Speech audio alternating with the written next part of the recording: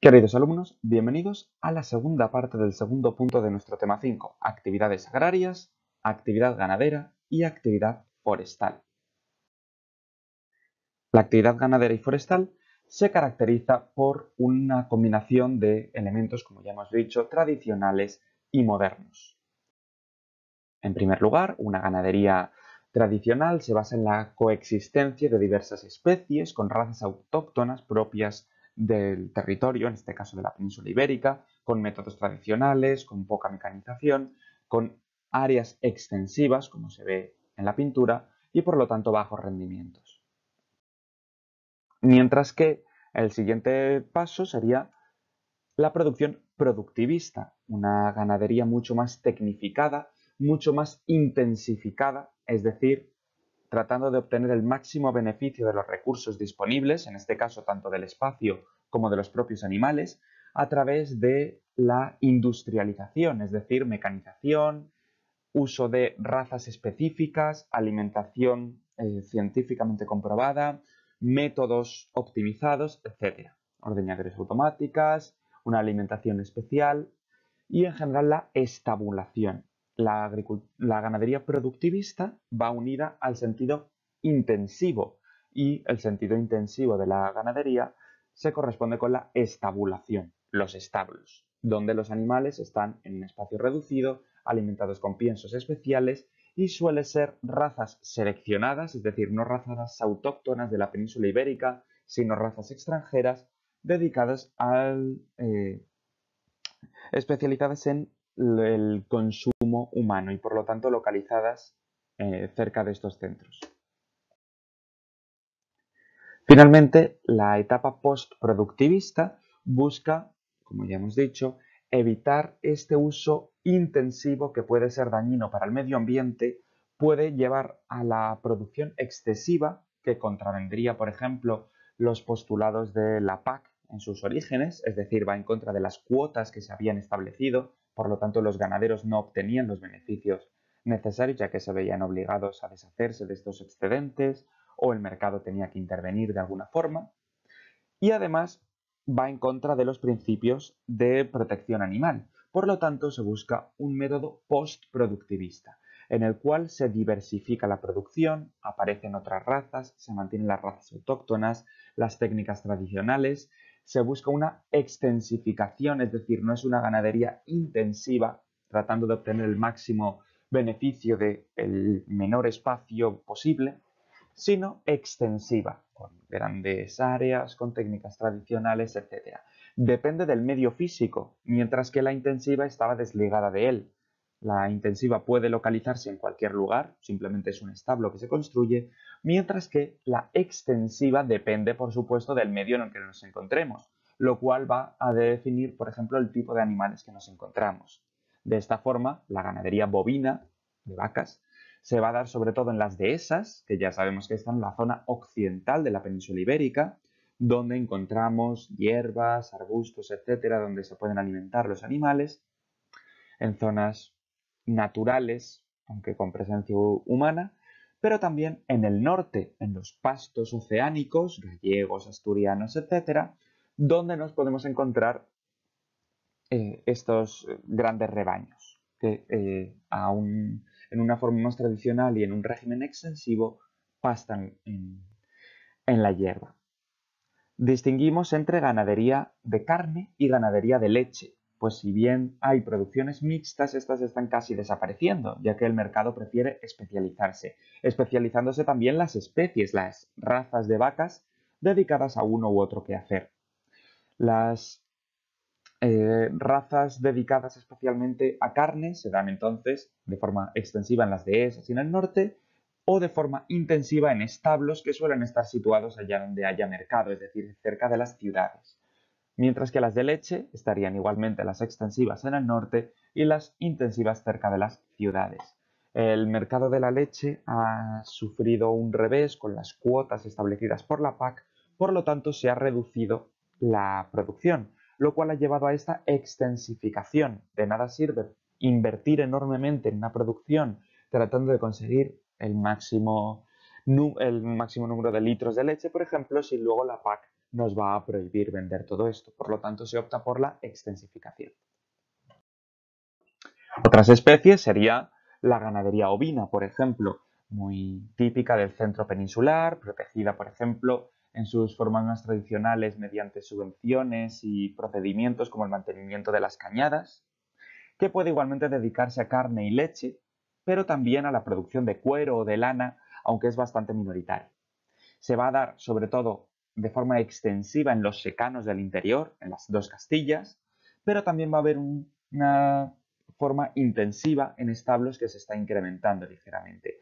La producción de carne de oveja está en descenso, no tiene tanta demanda, pero la producción de la leche sí que es mucho más habitual, tanto por la demanda de leche de cabra o de oveja, como especialmente por los altos precios que alcanzan los quesos. Esto hace que además se busquen razas especializadas en la producción de leche. Los cerdos, la ganadería porcina, además de ser unos monstruos omnívoros dispuestos a devorar todo lo que se les ponga por delante, son totalmente inútiles para producir lana o leche. Por lo tanto, se dedican específicamente a carne. Una carne que además suele tener una gran calidad. Se da, por lo tanto, una ganadería extensiva de gran renombre, el cerdo ibérico, en las dehesas extremeñas, por ejemplo, pero también intensivo en establos, normalmente con razas extranjeras, los cerdos blancos, como se conoce, con una modalidad más industrial, es decir, mecanizado, con piensos específicamente seleccionados, etc. Esto permite exportar grandes cantidades de carne, convirtiendo a España en el segundo productor de carne de cerdo de toda la Unión Europea. Y finalmente, la ganadería avícola, de gallinas fundamentalmente, se distingue entre la de carne y la de puesta para huevos. Ambas suelen estar cerca de las zonas de consumo, cerca de las ciudades, ya que son establos, básicamente corrales, en realidad, que permiten tener grandes cantidades de aves prácticamente desligados del medio natural. Aunque se está potenciando, como siempre, una ganadería más ecológica, en pequeñas explotaciones donde los animales reciben mayores cuidados, evitando, por ejemplo, la acumulación en jaulas al estilo de estanterías, que han sido prohibidas, buscando que sea criado en tierra, que es como se llama, con mayor libertad, etc. Se busca una producción integrada. También existía con los cerdos, que es con grandes empresas que proporcionan tanto los animales como la alimentación y luego se quedan con los beneficios. Y puede ser tanto intensiva como de forma más extensiva, aunque siempre en zonas controladas, en gallineros. Se está reduciendo la producción de huevos porque está por litigios debido a los problemas de bienestar animal y por las cuotas y la reestructuración del mercado debido a la PAC, pero la carne de ave sigue siendo muy importante, siendo igualmente el segundo productor de la Unión Europea.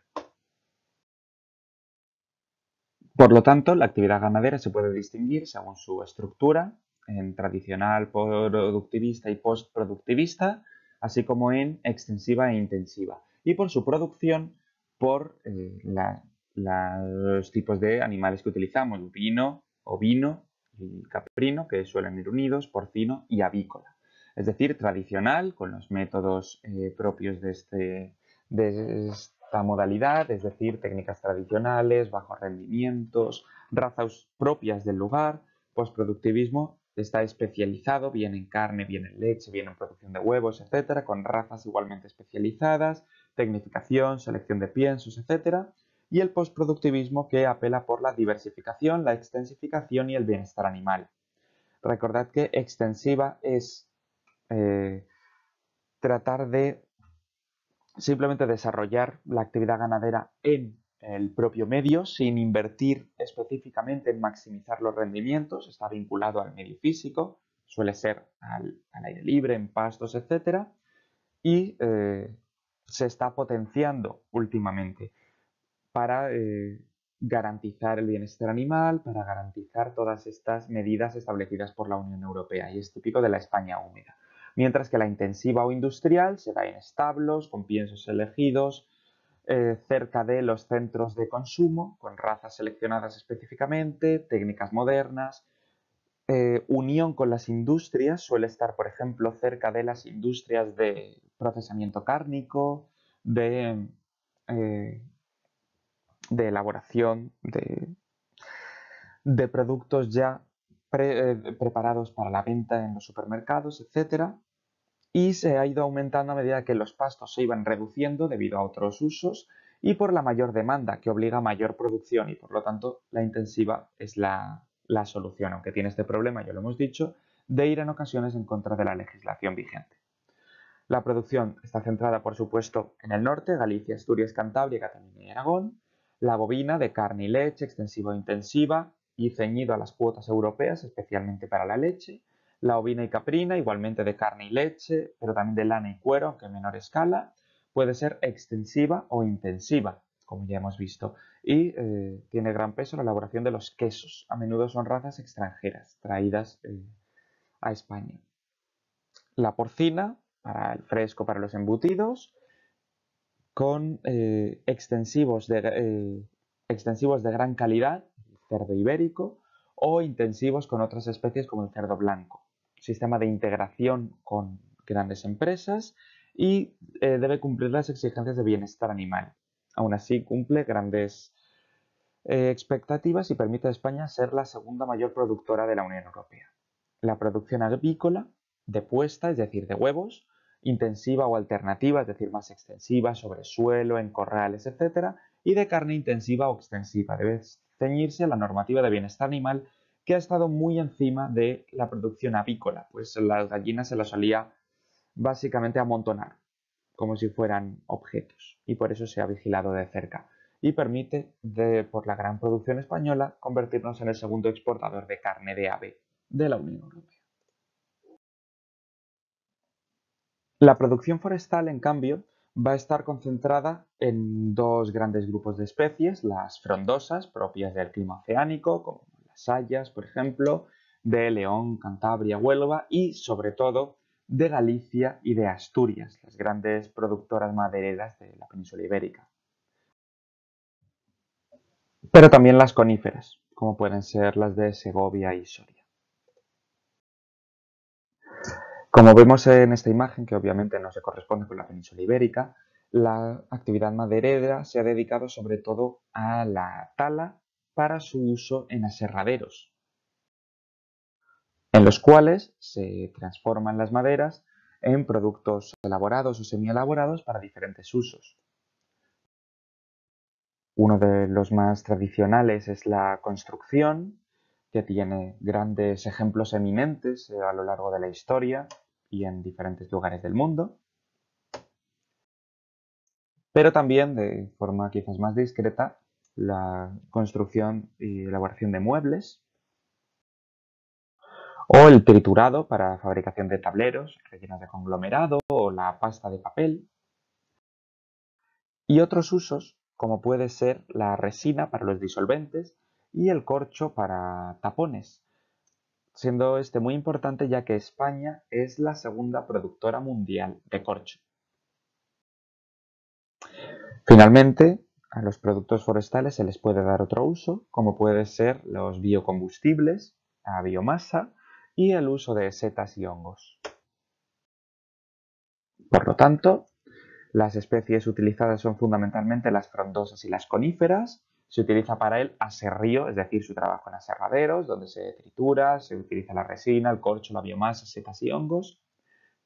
Especialmente en Galicia y Asturias, pero también en otras zonas, sobre todo de bosque oceánico, como ya hemos dicho, o zonas de montaña donde nos encontramos coníferas, especialmente con especies de crecimiento rápido, especies importadas o traídas aquí especialmente, como puede ser, por ejemplo, los eucaliptos, y nos permite exportar productos como la resina o el corcho, muy importante.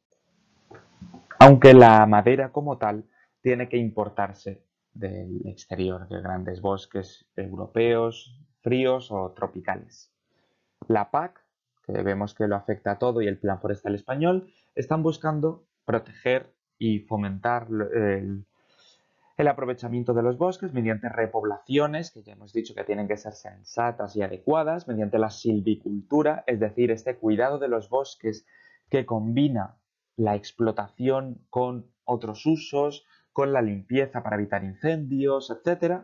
Y la dedicación a bosque, a usos forestales de tierras que no estuvieran dedicados a ello, fundamentalmente repoblando o dejando que el bosque se haga con este territorio, aumentando la producción de madera y fomentando otros usos como el ocio, las actividades recreativas, los parques naturales, etc.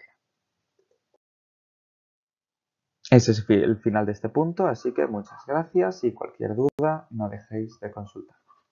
Muchas gracias.